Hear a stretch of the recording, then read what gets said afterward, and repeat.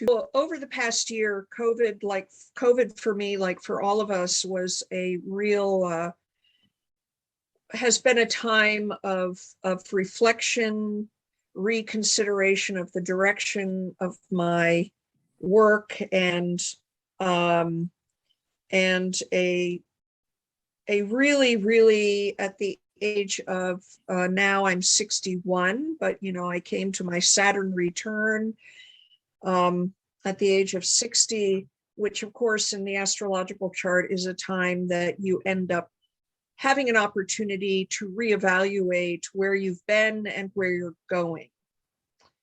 And one of the things that I realized is that when I left my tenured career at the University of Virginia back in 2007, and really a decision that had been coming for a long time. And I did that in order to step into being a shamanic healer and spiritual teacher, that I was, in fact, at that time, responding to a call of the spirits. And it came in a period of my life when I was in a huge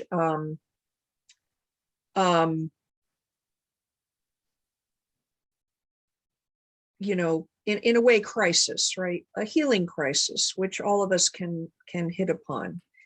So, but anyway, so I made that decision to go forward. I got training and this is all relevant really to not only where I am today, but where we are in the world today, and then where all of us gathered together are here to do.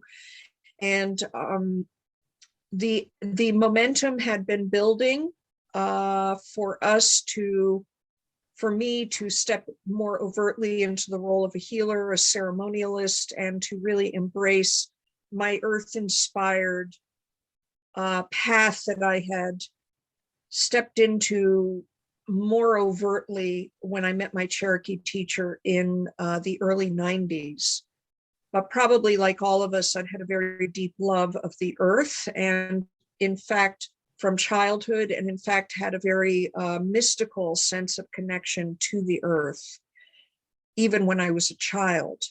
So I'm sure all of us have a similar story of feeling in childhood that we were somehow different, perhaps feeling that we were, without the words to describe it, that we were very empathic, very tuned in, and yet perhaps we grew up in a family or a community or a religion that did not embrace that for us, or did not encourage us in that, or in fact overtly or covertly shut us down.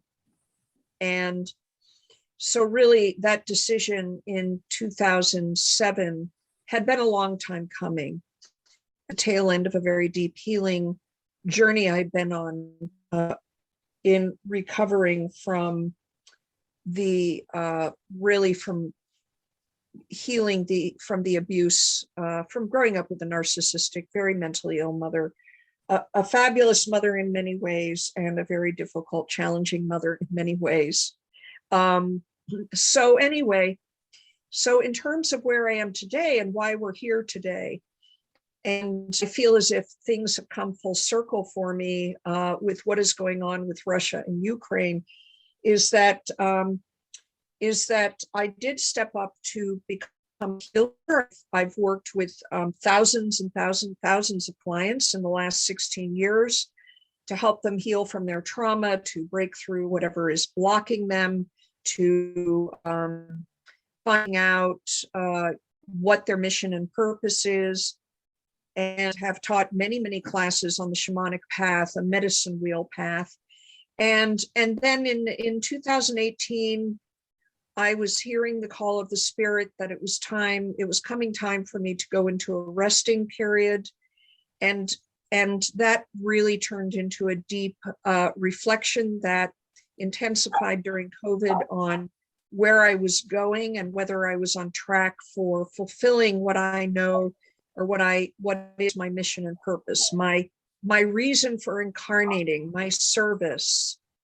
So anyway, so what has happened is that back in the fall of 2019, I did a journey to speak to my guides and spirits. I to meet them on the top of a sacred mountain or an apu, and they told me that it was time for me to call forth, and these are the words that they gave me. I'm going to translate them for you. All those who, quote unquote, carry the medicine within them, because we were going to be called into a time when those of us who feel this powerful connection to the transformational medicine of Mother Earth, and who feel the call, whether consciously or unconsciously, of great beings of light that are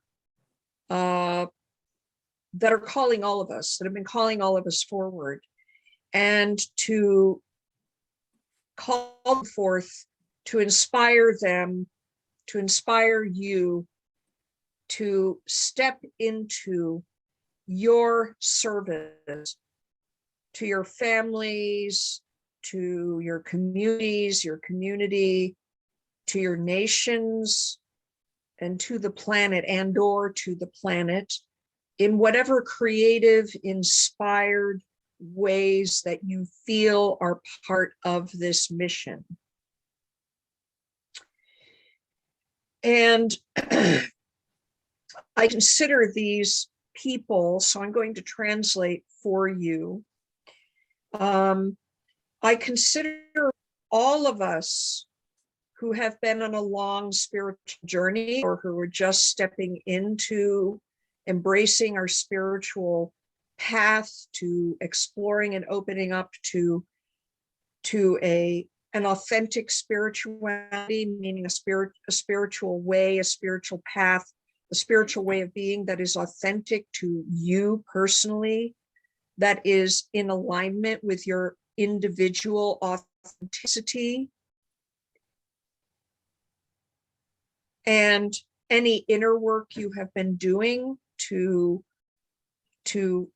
come into harmony with all aspects of yourself, including your shadow, to heal your wounds,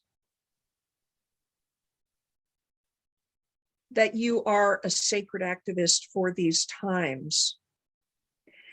So the word sacred activism did not come to me until really last fall. And to bring you forward in terms of my own journey, and why I'm sitting with you here today, and why things have come full circle for me with Ukraine and Russia, and also with the calling forth of the peacemakers and light workers of the world, because I feel like light workers and peacemakers are one and the same,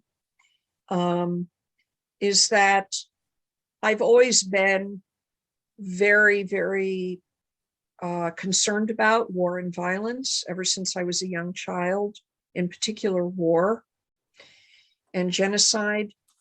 And I knew that there was another way. I didn't, of course, as a child, really understand what that way was. But then that carried forward in what I would call activism. One might call it social activism, but I'm going to reframe it as spiritual activism. Because back when I was full-time teaching at the University of Virginia as a faculty member, I developed a very powerful and innovative course with a colleague of mine called Story and Healing. And this course really pulled together every aspect of my personal journey, which were that I had gotten a BA in Russian studies, an MA in Soviet studies. So you can begin to see the link to what is going on today in Ukraine and with Russia. And I got a PhD in Slavic languages and literatures because I decided I didn't want to work for the CIA. when I was getting my master's degree in Soviet studies. I didn't want to, be a spy or an analyst for the CIA, and I didn't want to go into the diplomatic service. I really even then felt that deep connection to the spiritual calling, to a path that would be sacred, even though I think everything that we do on this planet is sacred, no matter what. But I veered into my PhD into studying folklore, the folklore and anthropology of the Slavs, in particular Russians, and also then of immigrants from the Carpatho-Russian region of Eastern Europe. And so Carpatho-Russia is sometimes used to be called Ruthenia. It actually is just south of Ukraine. And part of Ukraine now encompasses that region of the world where these immigrants came at the turn of the 19th century to work in the coal fields of West Virginia. And they built their beautiful onion-domed churches. So you can drive into the mountains in southern West Virginia, and you'll see these onion domes rising up out of the hollows. And so these intrepid emigres came for a better life to work in the coal mines. And so I was doing field research for my PhD among the first and second generation descendants of those immigrants who came and worked very hard to retain their religion and their culture, which is very complicated. Their religion was called Russian Greek Catholic Orthodox Christianity. And I'll tell you that the Orthodox Christianity of the Slavs retained many, and this includes the Ukraine, especially the East Slav, the Ukrainians, the Russians, the Belarusians, retain many elements of their pre-Christian shamanic traditions. Is that not amazing? Yeah.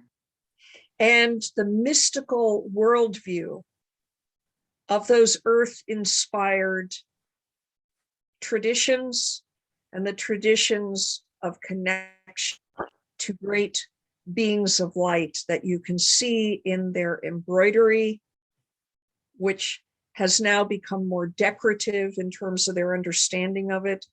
But their embroidery and the images in their embroidery are very similar to the embroidery of the Andes, the weaving traditions of the Andes in Peru. Is that not remarkable? Very similar to the images that you see among Native North Americans. And so we see this stream of a unified, shared spirituality, earth-based mysticism, relationship with cosmic beings of light across the planet. And I'm sure that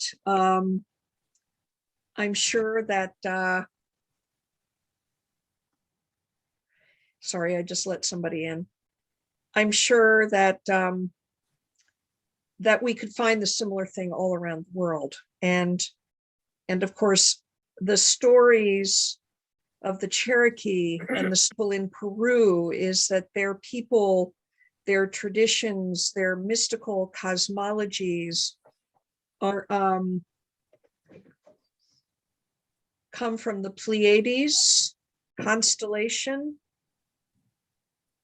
as well as in some cases the Orion constellation, the great beings of light.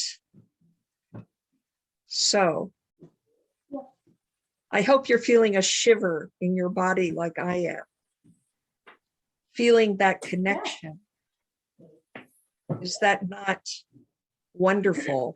Because by us becoming aware of that beautiful, spirit-infused, earth-connected, earth-inspired, cosmological, mystical, spiritual pathway of light that has been part of our human legacy going back hundreds of thousands of years,